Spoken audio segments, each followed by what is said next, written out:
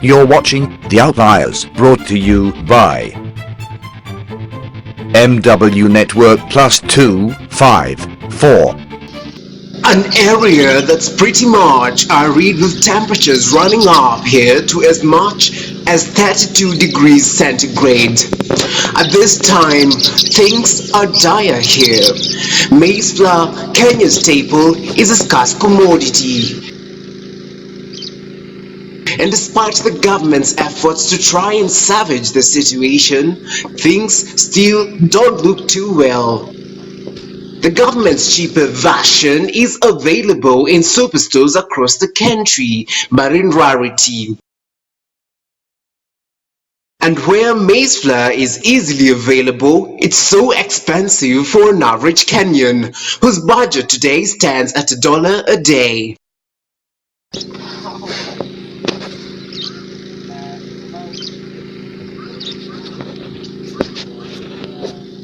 I meet up with Kelvin, a university graduate from the University of Nairobi. This is just but one of the startups that Kelvin runs, and which is doing pretty well.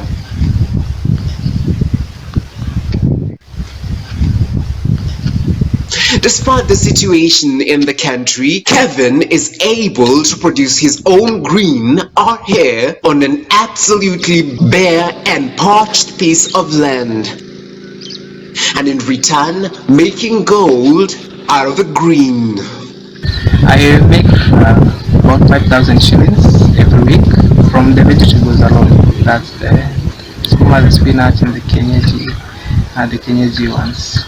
I have other cash crops, I have tomatoes, I have eggplants, but let me just say that because the others I make much more than the 5,000, but at least 5,000 a week from the vegetables. He uses water from the river over here to irrigate his farm.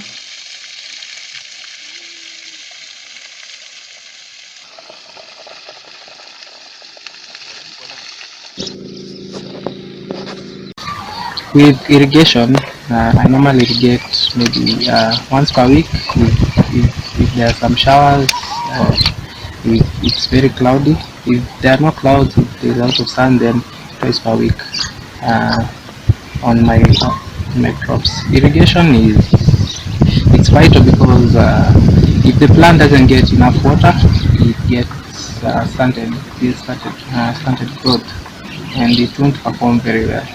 You may be seeing that your crops are not doing well. Maybe you can add a day of irrigation and check the difference. And Galana Kulalu Food Security Project was one of those flagship projects that was supposed to address this issue. But as you know, we also faced challenges with this project, because initially the idea was to produce maize and take unga to the shelves at half the price. 20-year-old Yvonne Wangashi also owns a farm out here, and she knows just what she's been up to.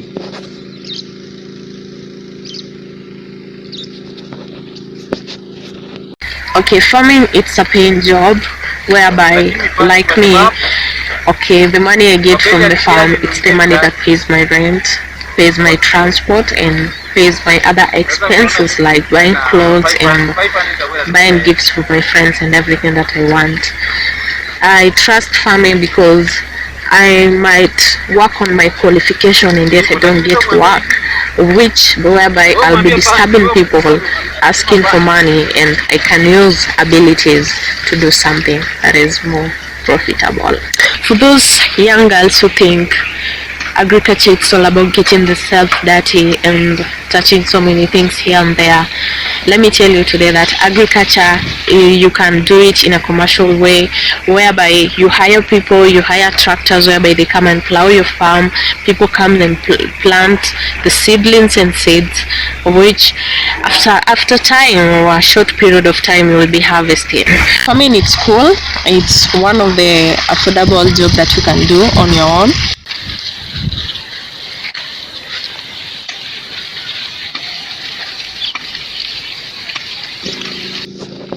And perhaps irrigation could just be what Kenya needs at such a time as we experience the food crisis. Let's take China for instance. China is one of the most developed countries in the world and which depends on agriculture as their main source of revenue. But what's unique about China is that it embraces irrigation as an interchange for rainwater. To cater for the food security issues, you need to do extensive large-scale irrigation. You can do 1,000,000 acres, 2,000,000 acres. It will do wonders. I'm sure the food shortage will end. So for the university students that are leaving school, what I should urge them, they should do irrigation, they plant some stuff. I urge all the youth to embrace agribusiness, be it the farm, be it poultry. Yeah, we should embrace agribusiness because agribusiness does pay. You just need to have passion and patience, but it really does pay. And not just the youth, but I urge more and all Kenyans to embrace agribusiness and agriculture. Less of complaining and more of being part of the solution. Individuals should do less of complaining and act on it. If you get water, start a kitchen garden, start a greenhouse, put much land on irrigation. Kevin put aside his professional career to come and practice at this venture. To be on the front line of his country's largest cash crop producers, to be most distinctly a part of the solution. Mitchell Muri for The Outliers.